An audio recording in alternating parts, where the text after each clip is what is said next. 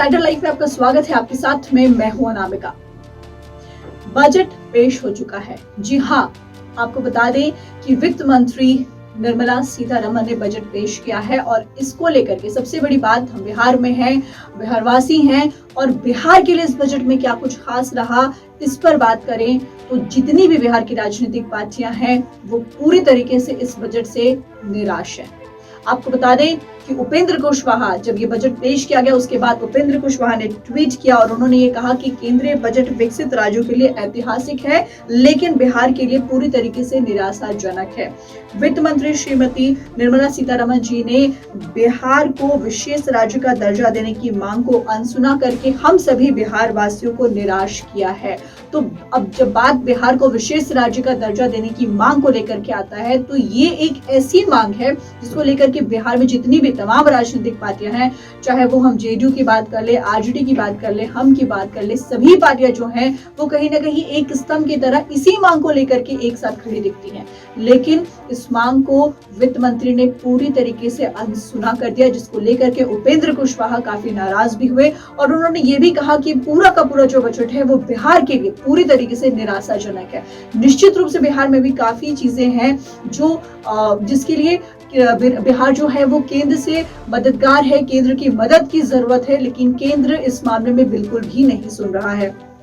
ये भी है कि अगर बिहार को ऊंचाई पर पहुंचाना है तो उसको केंद्र की तरफ से मदद की जरूरत है, लेकिन केंद्र इस पर बिल्कुल भी कोई भी बात नहीं सुन रहा है। आज के बजट से भी काफी उम्मीद थी लोगों को बिहार को, लेकिन ये पूरी तरीके से निराशाजनक है। अब बात अगर हम कर ले हम प्रवक्ता दानिश रिजवान की बात करें तो दानिश रिजवान ने भी कहा है कि ये बजट जो है वो पूरे तरीके से निराशाजनक है और बिहार के लोगों के लिए बिल्कुल भी ये बजट ठीक नहीं है।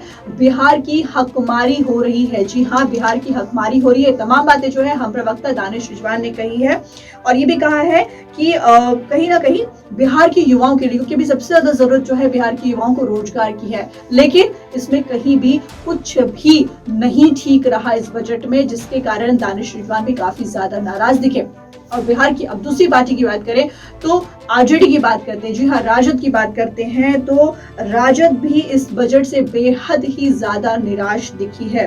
उन्होंने बिहार राजद की तरफ से कहा गया है कि बिहार को कुछ भी हाथ नहीं लगा है और ये जो सिर्फ जुमलेबाजी हुई है ना, जिस तरीके से केंद्र ने कई तमाम चीजों को बजट में शामिल किया है, साफ साफ कहा है कि ये सिर्फ जुमलेबाजी हुई है और बिहार का जो हाथ है वो खाली ही रह गया, कुछ भी नहीं आया बिहार के हाथ में।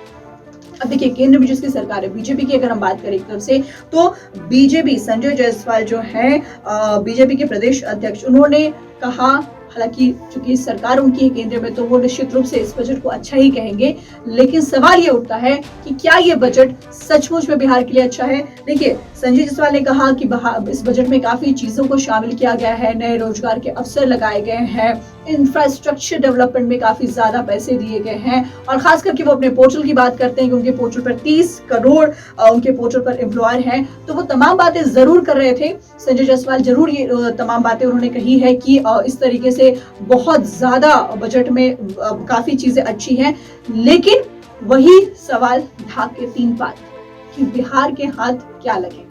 बिहार की तमाम राजनीतिक पार्टियां सबसे ज्यादा इस बजट से निराश हैं और अब निश्चित रूप से आने वाला वक्त ये बताएगा कि बिहार की पार्टियां या बिहार केंद्र पर कितना हमलावर होता है। इसके बाद में इतना ही। नामिका को दीजिए इजाजत। नमस्कार।